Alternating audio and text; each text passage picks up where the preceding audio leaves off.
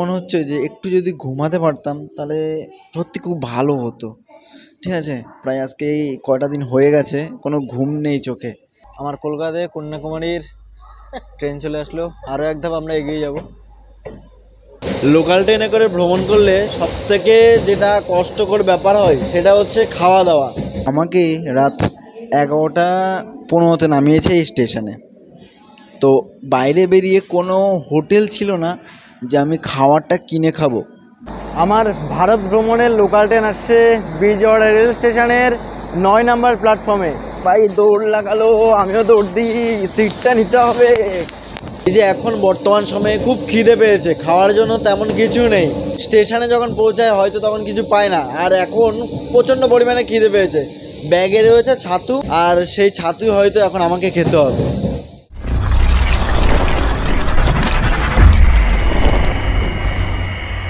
High, কেমন আছো সবাই? আশা করব খুব ভালো আছো, সুস্থ আছো।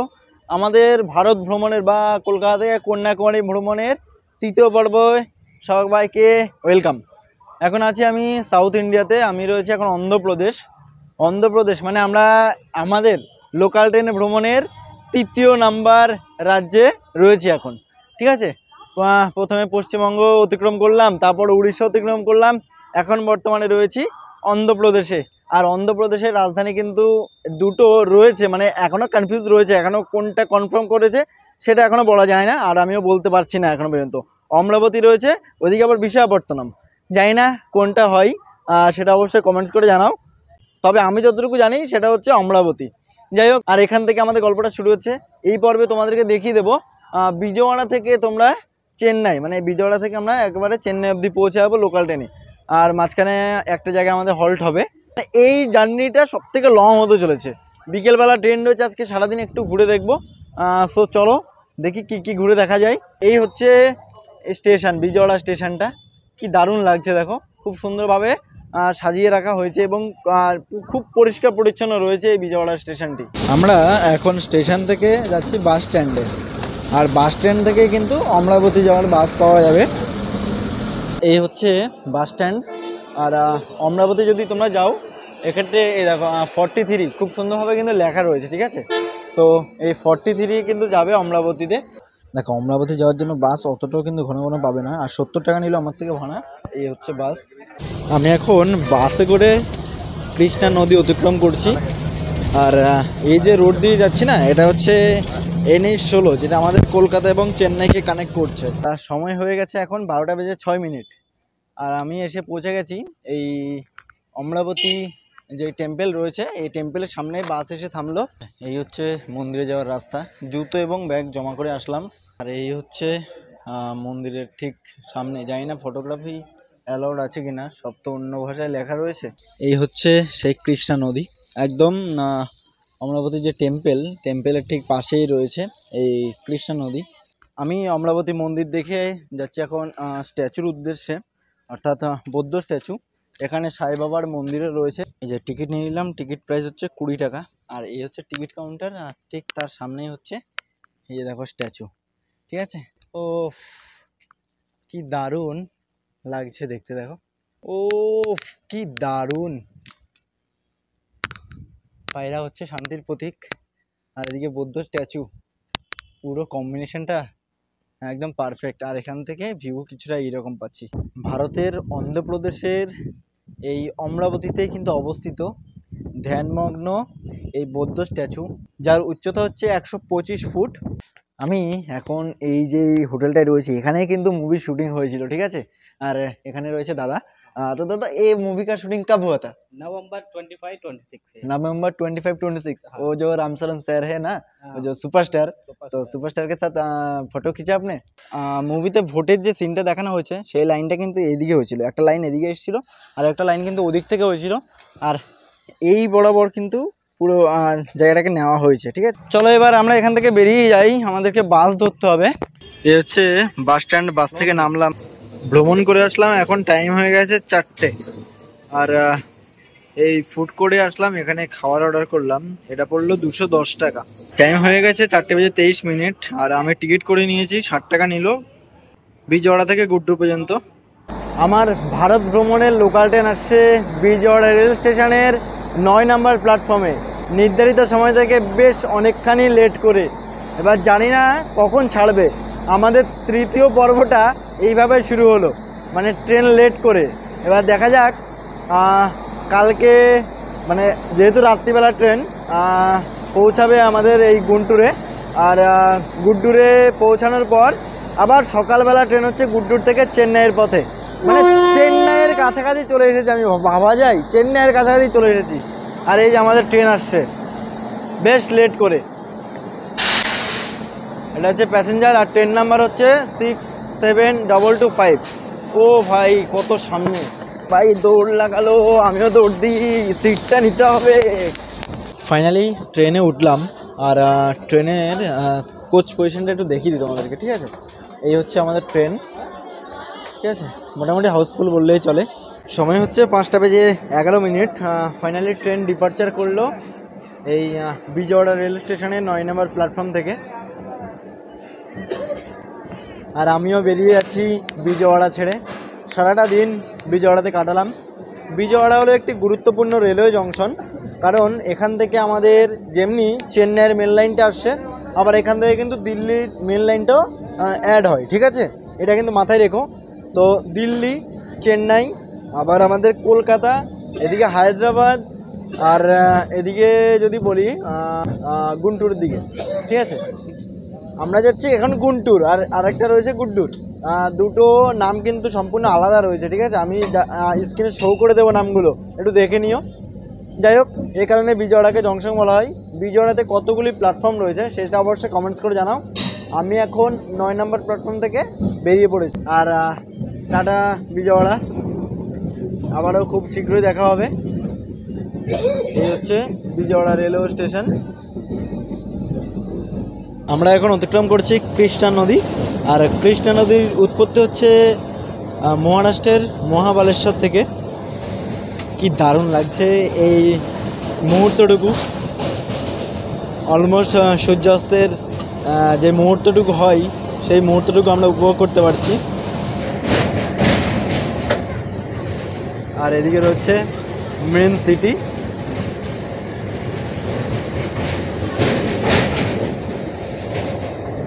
এই দেখো, ও অসাধারণ। আর এই যে দেখতে পাচ্ছ, এটাই কিন্তু হচ্ছে প্রকাশম যে ব্যারেজ, সেই ব্যারেজ। আমাদের ট্রেনকে সিগনালে দাঁড় করিয়ে দিল, আর সামনে থেকে আসছে 22503 কন্যাকুমারী থেকে ডিব্রুগড় বিবেক সুপারফাস্ট এক্সপ্রেস। ভাবলাম প্রথম জিংটা একটু তোমাদের মাঝে খুব সুন্দরভাবে দেখাতে পারবো। আমাদের ভারতের সবথেকে দীর্ঘতম ট্রেন, তবে ওই সিগন্যাল, এই যে সিগন্যাল না পেয়ে দাঁড়িয়ে রয়েছে। কন্যাকুমারী থেকে ডিব্রুগড় বিবেক সুপারফাস্ট এক্সপ্রেস। ভাবলাম দারুণ একটা জিন দেখাবো, বাট এক সিগন্যালের সমস্যার জন্য তোমাদেরকে দেখাতে পারলাম না। আর আমরা চলে আসলাম কৃষ্ণা ক্যানেল জংশন। বিজয়ওয়াড়া থেকে 4 কিলোমিটার যাত্রা সম্পূর্ণ করলাম আমরা। আমাদের এটা হচ্ছে ফার্স্ট হল্ট, আর এরপর আরও হল্ট থাকবে। তো বেশ কয়েকটা স্টেশন স্কিপ করব, তারপর তোমাদের সাথে কথা হচ্ছে। আর এর মাঝখানে যদি কোনো ট্রেনের জিনের সাথে দেখা হয় অবশ্যই তুলে ধরবো তোমাদের মাঝে। একটা ট্রেনের জিনে এবার দেখিয়ে দিই। সামনে থেকে আসছে 17482 তিরুপতি বিলাসপুর এক্সপ্রেস।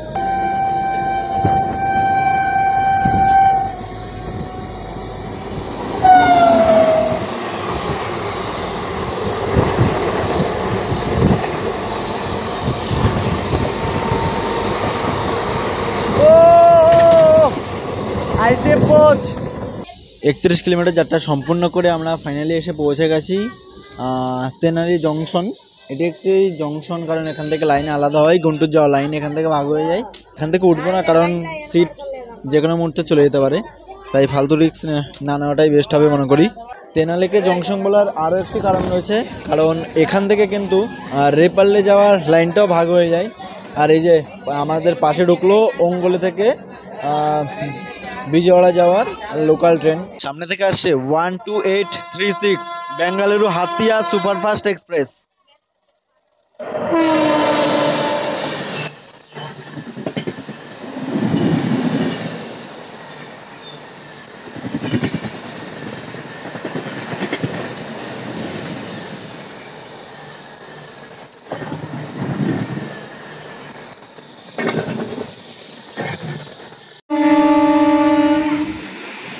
কিসের জন্য মিস করলাম, বন্দে ভারতটা বেরিয়ে যাচ্ছে। বিজয়ওয়াড়া, চেন্নাই বিজয়ওয়াড়া বন্দে ভারত। ও সরি, সেকেন্দ্রাবাদ বন্দে ভারত ছিল এটা। বেঙ্গালুরু হামসফর এক্সপ্রেস।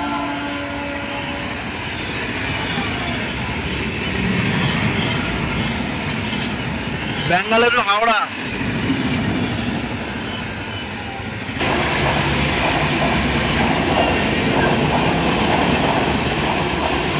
এখন আমার পাশে দিয়ে যাচ্ছে জনশতাব্দী এক্সপ্রেস।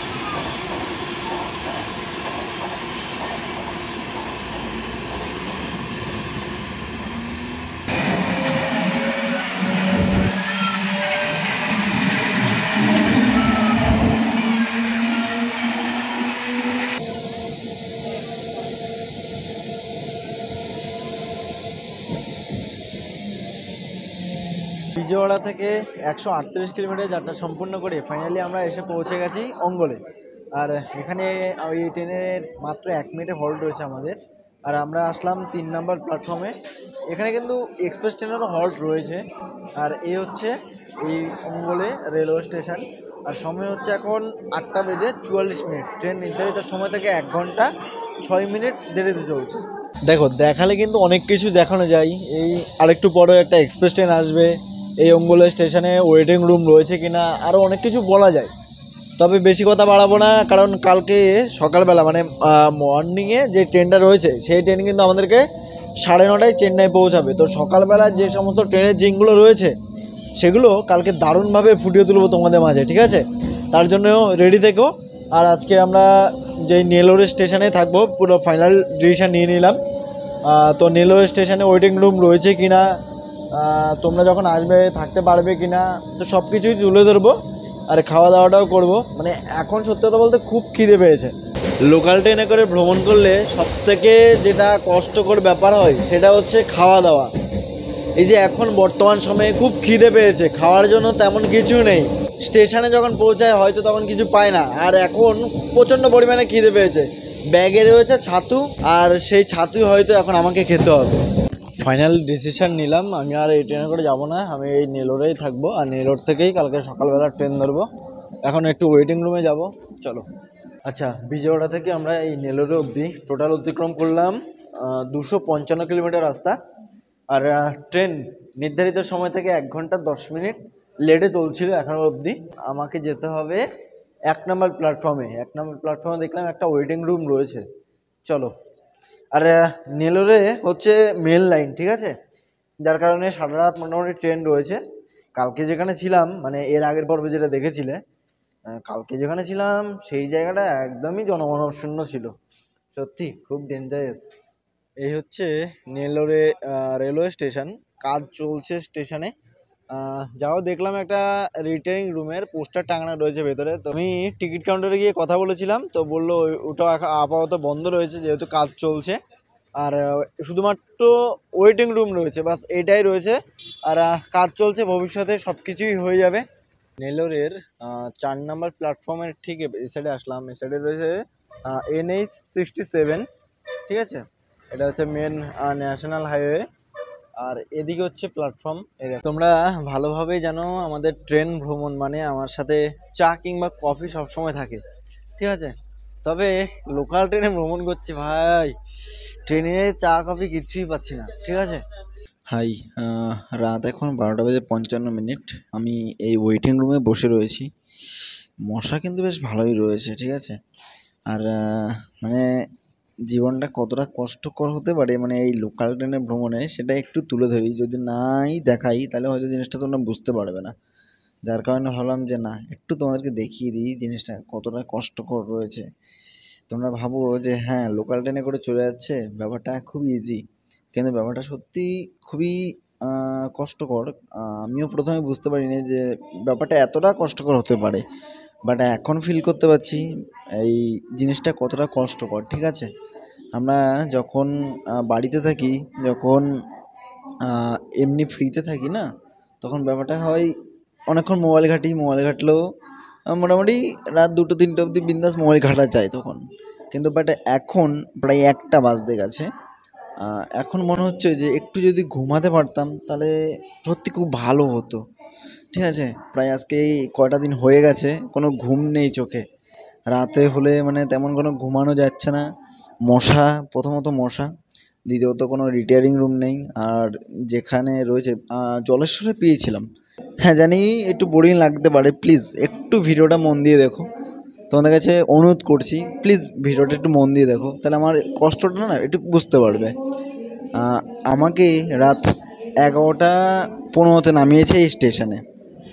তো বাইরে বেরিয়ে কোনো হোটেল ছিল না যে আমি খাবারটা কিনে খাবো। ঠিক আছে, মাঝে মাঝে এমনও সময় হয় যে তোমার কাছে যদি অনেক টাকাও থাকে না, তাও কিছু করতে পারবে না। ব্যাপারটা হচ্ছে ঠিক এইরকম।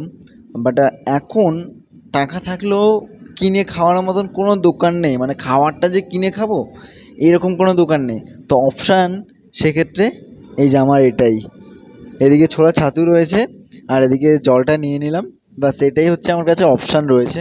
আর এই দিকে ট্রুটেন বেরিয়ে যাচ্ছে, বাস এটাই খেয়ে আমাকে রাত কাটাতে হবে। তাহলে ভাবো মানে কতটা কষ্টকর হতে পারে এই জীবন বা এই ভ্রমণ। ঠিক আছে, লোকাল ট্রেনের ভ্রমণ বিশেষত।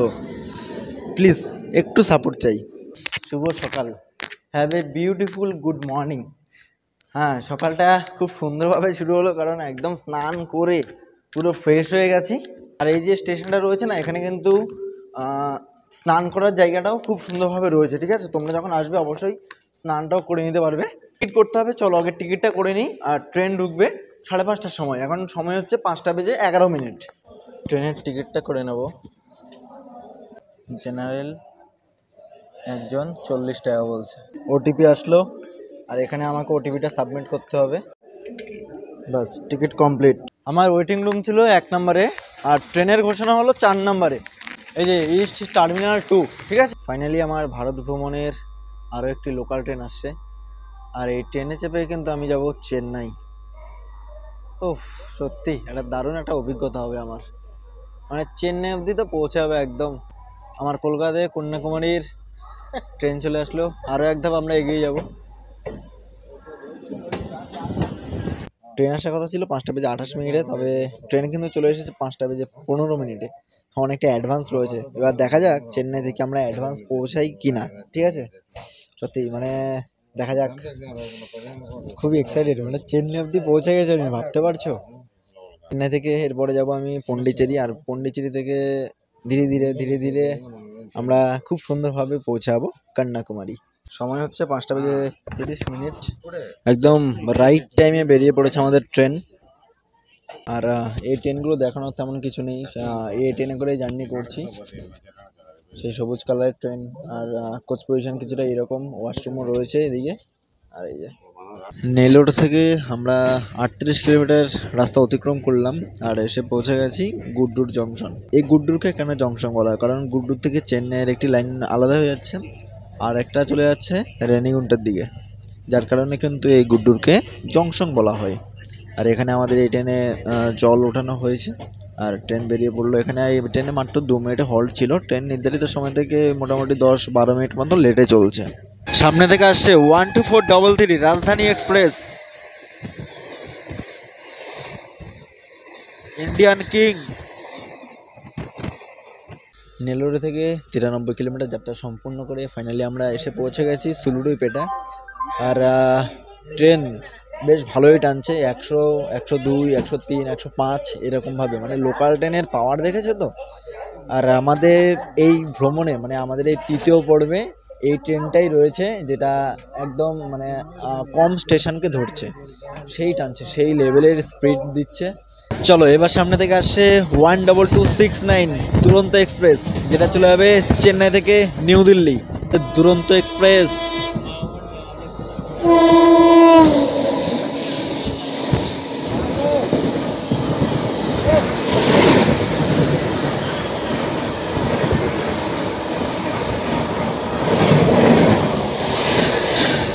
দুরন্ত এক্সপ্রেসের মান সম্মান রাখলো না, একটাও দুরন্তর কোচ দেখতে পেলাম না। ফাইনালি আমরা অন্ধ্রপ্রদেশ ছেড়ে তামিলনাড়ু রাজ্যে প্রবেশ করলাম। এর পাশে যে রোডটি তোমরা দেখতে পাচ্ছ, এটাই হচ্ছে NH16, যেটা আমাদের কলকাতা চেন্নাইকে কানেক্ট করছে। এবার আমরা জিং দেখব। খুবই একটি জনপ্রিয় ট্রেন, বিশেষ করে আমাদের করমণ্ডল এক্সপ্রেস, যার ট্রেন নাম্বার হচ্ছে 12842। চলো আসছে করমণ্ডল সুপারফাস্ট এক্সপ্রেস।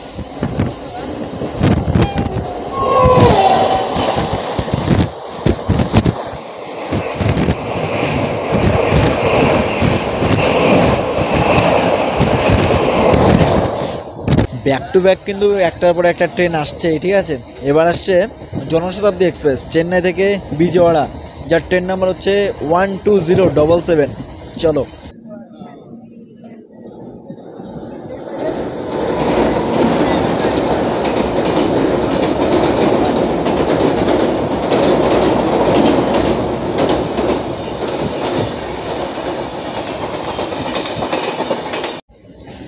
একশো 41 কিলোমিটার যাত্রা সম্পূর্ণ করে ফাইনালি এসে পৌঁছে গেছে আমাদের লাস্ট হল্ট পন্নেরি।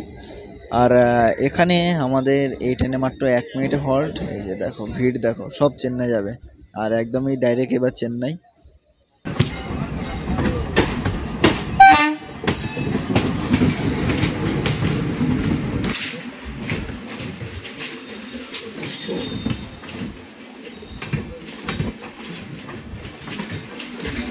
ফাইনালি আমাদের ট্রেন প্রবেশ করছে চেন্নাই সেন্ট্রাল রেলওয়ে স্টেশনে, আর তার ঠিক ডান দিকে রয়েছে জওহরলাল নেহেরু স্টেডিয়াম।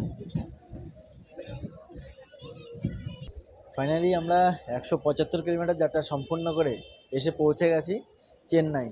আর আমাদের কলকাতা থেকে টোটাল 1664 কিলোমিটার যাত্রা সম্পূর্ণ করে লোকাল ট্রেনে করে ফাইনালি আমি পৌঁছালাম এই চেন্নাইতে, যেখানে এক্সপ্রেস ট্রেনে আসলে খুব সুন্দরভাবে আমরা 1.5 থেকে 2 দিনের মধ্যে পৌঁছে যাই।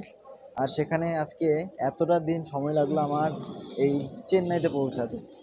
যাই হোক, বাইরে বেরিয়ে যাব এবং বাইরে গিয়ে একটা দিনে চেন্নাই ভ্রমণ সেটা তুলে ধরবো। সেটা নিয়ে ডেডিকেটেড আলাদাভাবে ভিডিও আসবে।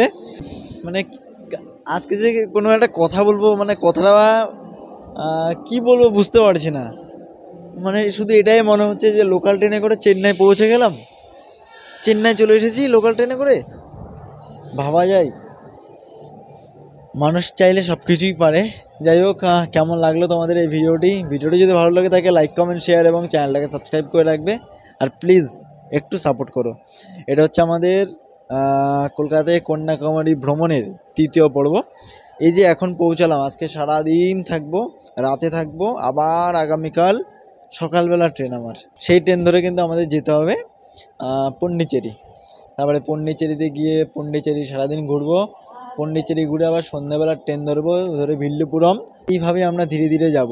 তিরুচিরাপল্লী পৌঁছাবো, দিন্দিগুদা, মাদুরাই, এইভাবে আমাদেরকে ধীরে ধীরে যেতে হবে। যাই হোক, দেখা হচ্ছে নতুন কোনো পর্বে, নতুন কোনো ভ্রমণের সাথে। ভালো থাকবে, সুস্থ থাকবে, নিজের খেয়াল রাখবে, আর প্লিজ সাপোর্ট করো। জয় হিন্দ।